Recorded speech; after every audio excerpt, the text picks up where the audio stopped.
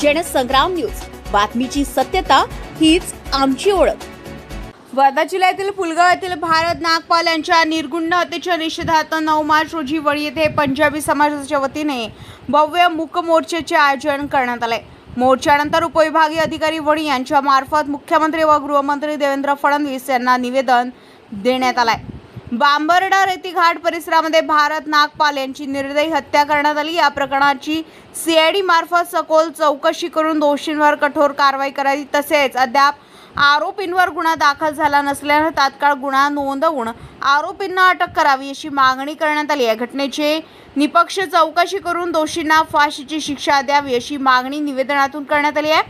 यावेळी समितीचे अध्यक्ष गोपाल खुंगर, उपाध्यक्ष ओमप्रकाश खुराणा, सचिव लवलेश लाल, राकेश खुराणा यांच्यासह महिला व पुरुष मोठ्या संख्येने उपस्थित होते. मेजर तांबे, जनसंग्राम न्यूज, वणी.